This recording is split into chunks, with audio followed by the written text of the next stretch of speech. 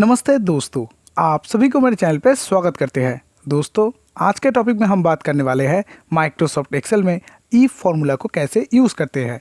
तो वीडियो काफ़ी इंपॉर्टेंट होने वाला है, वीडियो को लास्ट तक देखिएगा। तो चलिए प्रोसेस को स्टार्ट करते हैं। तो दोस्तों, मैं यहाँ पे आपको इफ फॉर्मूला के दो प्रोसेस दिखाऊंगा। सबसे पहले मैं यहाँ पे कैलकुलेट करूंगा बोनस को, और दूसरे शीट में मैंने यहाँ पे एक मार्कशीट को बनाया है जिसके ऊपर मैं आपको डिवीजन कैलकुलेट करके दिखाऊंगा। ये देखिए, मैंने यहाँ पे कुछ कंडीशंस लिखा है, इसके ऊपर बेस करके डिवीजन को मैं यहाँ पे कैलकुलेट करूँगा। तो दोस्तों चलिए सबसे पहले बोनस को कैलकुलेट करते हैं।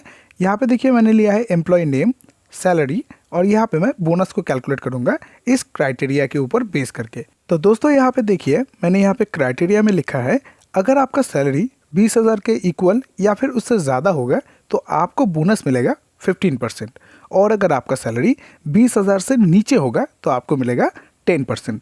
इस क्राइटेरिया के ऊपर बेस करके मैं यहाँ पे बोनस को कैलकुलेट करूँगा। तो बोनस को कैलकुलेट करने के लिए आपको यहाँ पे फॉर्मूला में इफ कंडीशन को यूज़ करना है। तो फॉर्मूला में लिखेंगे इक्वल इफ लिखने के बाद फर्स्ट ब्रैकेट को ओपन करेंगे। ओपन करने के बाद आपको यहाँ पे सैलरी के सेल को सिलेक्ट कर लेना है। ग्रेटर देन इक्वल, अगर 20,000 होगा तो कॉमा देंगे। कॉमा देने के बाद यहाँ पे आपको फिर से सैलरी इनटू 15% आपको लिखना है। मतलब कि अगर आपका सैलरी 20,000 के इक्वल या फिर उससे ज़्यादा होगा तो आपको यहाँ पे आपका जो सैलरी है उसका 15% आपको बोनस मिलेगा। फिर देना है कॉमा। कॉमा देने के बाद आपको लिखना है इफ, फर्स्ट ब्रैकेट ओपन करना है, फिर से आपको सैलरी के सेल को सिलेक्ट कर देना है। इसके बाद लेस देन 20,000, फिर देंगे कॉमा। कॉमा देने के बाद आपको यहाँ पे फिर से आपको सैलरी के सेल को सिलेक्ट करना है, इनटू 10% आपको लिखना है। मतलब कि अगर आपका सैलरी 20,000 के नीचे है, सैलरी जो है वो 20,000 के नीचे, इसके लिए आपको यहाँ पे सैलरी का 10% आपको बोनस मिलेगा। इसके बाद मैं यहाँ पे ब्रैकेट को क्लोज करूँगा 2 बार, क्योंकि मैंने यहाँ पे देखिए 2 ब्रैकेट को ओपन किया है।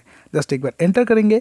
एंटर करने के साथ ही यहाँ पे देखिए बोनस जो है वो कैलकुलेट हो चुका है। बाकियों को कैलकुलेट करने के लिए जस्ट यहाँ से ड्रैग करके ऑटो फिल कर देंगे। तो दोस्तों ये देखिए, मेरा बोनस जो है वो यहाँ पे कैलकुलेशन हो चुका है। अब मैं चला जाऊँगा होम टैब में। होम टैब में जाने के बाद यहाँ से मैं सेपरेटर स्टाइल मतलब कि कॉमा स्टाइल को यहाँ पे अप्लाई कर दूंगा। ये देखिए, तो दोस्तों आप यहाँ पे देख सकते हो, जिनके सैलरी 20,000 के इक्वल या फिर उसके ऊपर है उनको यहाँ पे 15% बोनस मिला है, और जिनके सैलरी 20,000 के नीचे है उनको यहाँ पे 10% बोनस मिला है। तो दोस्तों ये था बोनस का फॉर्मूला। इसको यूज़ करके आप इजीली माइक्रोसॉफ्ट एक्सेल में बोनस को कैलकुलेट कर सकते हो। अब मैं चला आऊँगा शीट 2 में, और यहाँ पे आपको डिवीजन को कैलकुलेट करके दिखाऊंगा। डिवीजन में यहाँ पे टोटल के ऊपर बेस करके कैलकुलेट करूंगा, टोटल के ऊपर। तो देखिए, मैंने यहाँ पे कुछ कंडीशन लिया है। सबसे पहला जो कंडीशन है, अगर आपका टोटल 400 के इक्वल या फिर उससे ज़्यादा होगा तो आपको आएगा फर्स्ट डिवीजन। अगर आपका 320 से ज़्यादा या फिर उससे इक्वल होगा तो आपको आएगा सेकेंड डिवीजन। और अगर आपका टोटल 250 के इक्वल या फिर उससे ज़्यादा आता है तो आपको आएगा थर्ड डिवीजन। और अगर आपका लेस देन 250 होता है तो आपका आएगा फेल। तो इसी कंडीशन के ऊपर बेस करके मैं यहाँ पे आपको डिवीजन को कैलकुलेट करके दिखाऊंगा।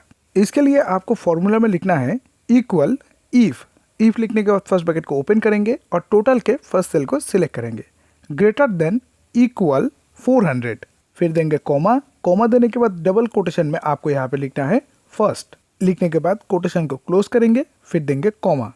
कॉमा देने के बाद फिर से लिखेंगे इफ, फर्स्ट ब्रैकेट ओपन करेंगे, फिर से टोटल के सेल को सिलेक्ट करेंगे। सिलेक्ट करने के बाद लिखेंगे ग्रेटर देन इक्वल 320 लिखने के बाद देंगे कॉमा। कॉमा देने के बाद डबल कोटेशन ओपन करेंगे और यहाँ पे लिखेंगे सेकंड, फिर डबल कोटेशन क्लोज करेंगे, फिर देंगे कॉमा। कॉमा देने के बाद फिर से इफ, फर्स्ट ब्रैकेट को ओपन करेंगे। ओपन करने के बाद फिर से टोटल के फर्स्ट सेल को सिलेक्ट करेंगे।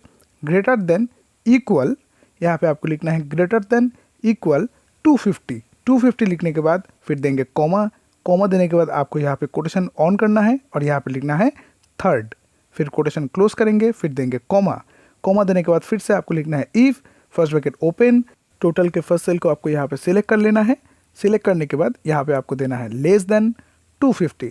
लेस देन लिखने के बाद आपको यहाँ पे लिखना है 250, फिर देंगे कॉमा। कॉमा देने के बाद डबल इन्वर्टेड कॉमा में लिखेंगे फेल, और इन्वर्टेड कॉमा को क्लोज कर देंगे। अब यहाँ पे दोस्तों फॉर्मूला को एक बार ध्यान से देखिएगा। अगर आपका टोटल 400 के अबव या फिर उसके इक्वल होगा तो आपको मिलेगा फर्स्ट डिवीजन। अगर आपका टोटल 320 के इक्वल उससे अबव होगा तो आपको मिलेगा सेकंड डिवीज़न।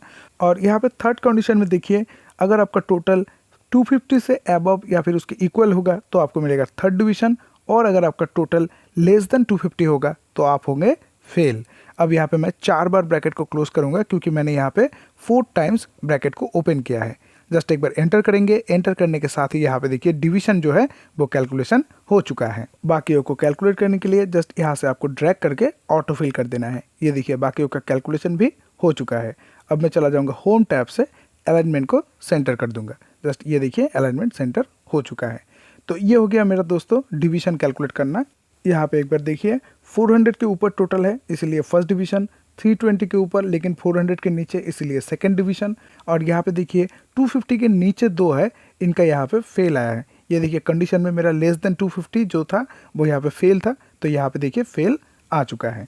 तो दोस्तों मैंने यहाँ पे आपको ई फॉर्मूला का 2 प्रोसेस दिखाया है। सबसे पहले मैंने आपको दिखाया बोनस को और दूसरा प्रोसेस मैंने आपको दिखाया है डिवीजन को कैसे कैलकुलेट करते हैं। तो दोस्तों ये था सिंपल प्रोसेस जिसको यूज़ करके आप इजीली माइक्रोसॉफ्ट एक्सेल में ई फॉर्मूला को यूज़ कर सकते हो।